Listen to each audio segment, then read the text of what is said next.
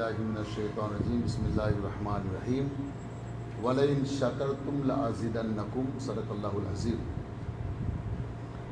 अल्लाह तबारक व तआलाનો બે પના એહસાન અઝીમ છે કે અલ્લાહ તબારક વ તઆલાએ તેના પાક દરબારની હાજરી આપણને નસીબ કરી। અલ્હમ્દુલિલ્લાહ ઉમરાની સઆદત નસીબ થઈ। ખાને કાબાના દીદારથી દિલોને સુકૂન, દિલ ઠંડુ, કલેજું ઠંડુ થઈ ગયું કે નહીં? બેશક। હે શું નહીં, જિંદગીભરનો ઠાકલો ઉતરી ગયો નહીં, ખાલી સફરનો ઠાકલો નહીં। આપણે 2 દિવસના સફરમાં ઠાકેલા હતા નહીં, આખી જિંદગીનો ઠાકલો ઉતરી ગયો સમજી લો। કેમ?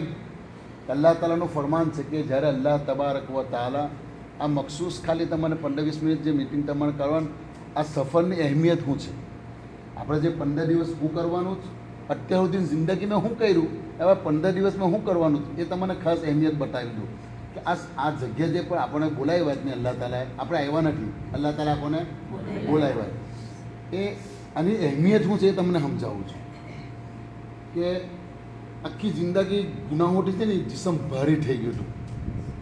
અલ્લાહનું ફરમાન છે કે જે મારા ઘરમાં આવી જાય અલ્લાહ તાલા તેને અમાન આપી દે છે, ગુનાહોથી બિલકુલ પાક સાફ થઈ જાય છે।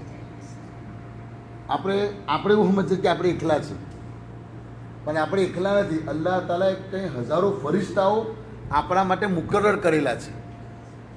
આપણે કે કોઈ મહેમાન આવે, કોઈ મતલબ કે પરદેશથી કોઈ મહેમાન આવે, અંજાનો હોય, આપણે એ લેંગ્વેજ બી ના આવડતી હોય, તો અમુક આપણે આપણા છોકરાઓને કોઈને કહે કે બેટા અંકલનું કે ફોઈનું કે ફવાનું કે થોડું ધ્યાન રાખજે, અહીં લઈ જતી તેમને સમજાવજે।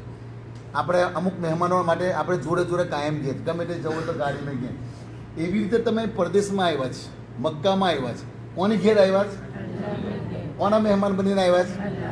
અલ્લાહ તાલાએ ઝાહિરી તौर પર અમે છે, પણ અલ્લાહ તાલાએ ખાસ આપણા માટે, મહેમાનોના માટે હજારો ફરિશ્તાઓને મુકર્રર કરેલા છે જે તમારી હિફાજત ફરમાવે છે। તમે એમથી એમ થઈ જાઓ નહીં ને પછી તમારે ના સમજ પણ કોઈ માણસ તમને આવીને પૂછી લે નહીં તો સમજી લો કે ઇન્સાનની શકલમાં ફરિશ્તો આવ્યો છે।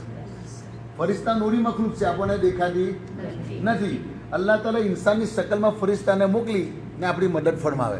એટલે અહીંયા બિલકુલ બેખૌફ આ જગ્યા, મક્કા અને મદીના જગ્યા કેવી છે કે પછી અમનવાળા શહેર। અમન એટલે બધી જ વાતે બેખૌફ થઈ જવાનું। હવે તમે પરમ દિવસના ઘેરથી નીકળે, તમારા કોઈ ધંધા કારોબાર નોકરીઓ છોડીને આવ્યા, દુકાનો છોડીને આવ્યા, ધંધા છોડીને આવ્યા છે કોઈ ફિકર? ધંધાની કારોબારની કોઈ ફિકર છે? જિંદગીની કોઈ ફિકર છે? મોતની બી ફિકર નથી કે અગર કાલે આવતો હોય તો આવી જગ્યા પર લોકો મોત માગે। એટલે આપણે બીજી કોઈ જગ્યા પર હોય તો તે મોતની ફિકર।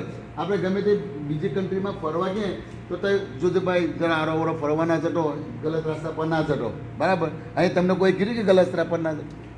કેમ કે આપણે આવ્યા જ એવા છે રસ્તા પર।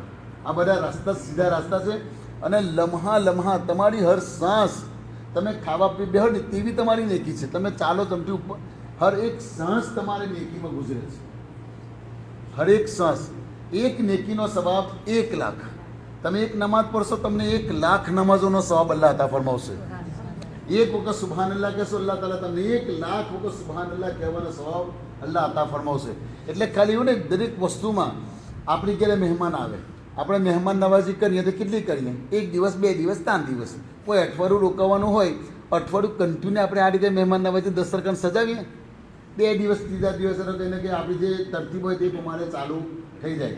તમે અલ્લાહને મહેમાન બનીને આવ્યા છે, આ પદ્ધતિનું 15 દિવસ ઇન્શાલ્લાહ તમને ખાવાનું મળશે ઇન્શાલ્લાહ। કોણ ખવાડે? અલ્લાહ ખવાય। પછી એવું નહીં કે હવે પૈસા લીધે તમારી પાસેથી, અલ્લાહ તાલા પૈસા બધા જ આપે ને બધી જ જગ્યા પર છે। આ બધી અલ્લાહની નેમતો છે। અલ્લાહ ફરમાય વલઈન શકરતુમ લઅઝીદન્નકુમ, તમે મારો જેટલો શુક્ર અદા કરશો એટલું હું તમને વધારે આપીશ। એટલે દરેક વસ્તુની ઉપર બીજો તમને દાખલો આપું કે આપણે જે આજે આપણે જ્યારે કોઈ શાદી હોય કે દાવતમાં આવી હોય ને ખાવા બે પછી અમુક જણા ખાઈને પેલું નુકતા કરા કરે કે આવું હતું ને તેવું હતું, એટલે કે એકબીજાને ઉંગળી કરીને તે આપણી બુરાઈ કરવાની કોશિશ કરે।